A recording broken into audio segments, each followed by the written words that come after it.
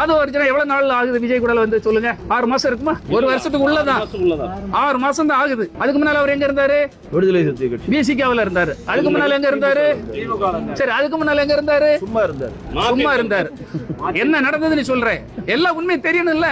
Martin அவர் வந்து arrest ஆகி இருக்கிறாரு சார். நான் சொல்றேன், உண்மையை சொல்றேன். ஏன்னா மார்டின் அவர் பையன் எனக்கு ரொம்ப ஃப்ரெண்டு. அரெஸ்ட் ஆகி இருக்கும்போது அவருடைய பொண்ணு வந்து அட்டன் பண்றாங்க. அவங்க மனநிலை பாதிக்கப்பட்டிருக்கும் போது சென்னைக்கு வரும்போது இவர் வந்து அதுல வந்து தலையிட்டு பழகி அந்த பெரிய இடமெல்லாம் எப்படியாவது அந்த பொண்ணை கவர் பண்ணணும்னு சொல்லி 9 வயசை குறைச்சு சொல்லி அந்த பொண்ணை லவ் பண்ணி கல்யாணம் பண்றாரு. எத்தனை வயசு? நான் சொல்றேன், எனக்கு எந்த பயமும் கிடையாது. 9 வயசு குறைச்சு சொல்லி ஒருத்தன் கல்யாணம் பண்றான். அந்த வீட்டுல 3 தொழில தொடங்குறான். என்ன தொழிலாம்? டெக்ஸ்டைல்ஸ் தொழில தொடங்குறாரு. தோல்வி, பணத்தெல்லாம் இழக்கிறாங்க. ஸ்டீல் ஃபேக்டரி தொடங்குறாங்க, பணத்தெல்லாம் இழக்கிறாங்க. அடுத்த பைனான்ஸ்ல நல்ல சம்பாதிக்கலாம்னு சொல்லி கூட்டிட்டு வந்து ஒரு ஷேர் ஹோல்டர்ஸ் உருவாக்கும் போது 99 ஷேர் ஹோல்டர்ஸ் அவர் பேர்லயே வச்சுட்டு மனைவி பேர்ல ஒரு ஷேரை வச்சுட்டு அதுல இருந்து இப்ப அந்த தொழில தோல்வி அடைஞ்ச தொழிலுக்கு பிறகு அங்க இருக்க பணத்தை வாங்குறதுக்கு 99% இருக்கு இல்லையா? அந்த பணம் தான் 100 கோடிக்கு மேல. நான் இப்போ ஆதாரத்தோட சொல்றேன், 109 கோடி வந்திருக்கு சார்.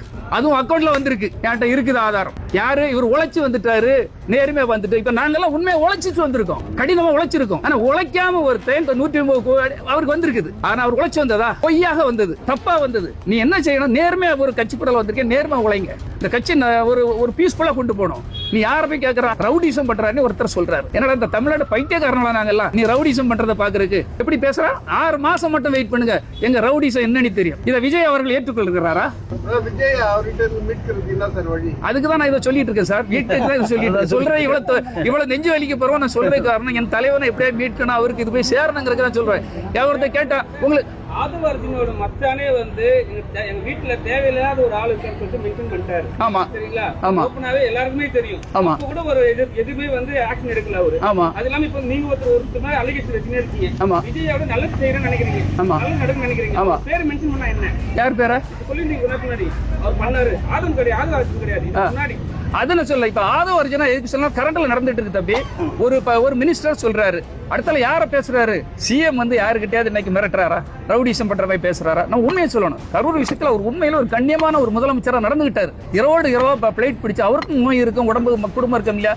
இரவா போய் எல்லா விஷயத்தையும் சால்வ் பண்ணிருக்காரு. உண்மையை ஒத்துக்கணும் தம்பி. நீங்க உண்மையை ஒத்துக்காம போய் சொல்லி அவர் காரணம் இவர் காரணம் சொல்லக்கூடாது. அவர் எங்க ரவுடிசம் ஏதாவது பண்றாரா? அவர்கிட்ட சொல்லாரு, வாங்க மோதி பார்ப்போம், வா தொட்டுப்பார். தமிழ்நாட்டில் உள்ள அவ்வளவு கல்லூரி மாணவர்களும் வீட்டுக்கு வருவாங்க. ஏடா டேய், கல்லூரி மாணவர்களை ஒவ்வொரு பாவம் ஏழை பாளையில் கஷ்டப்பட்டு படிச்சு இந்த குடும்பத்தை காப்பாற்ற மாட்டானா நீ நினைச்சு நம்ம கல்லூரிக்கு அனுப்புனா நீ வன்முறையை தூண்டுற. கல்லூரி மாணவர்களும் உன்ட்ட வந்து சண்டைக்கு வருவாங்க.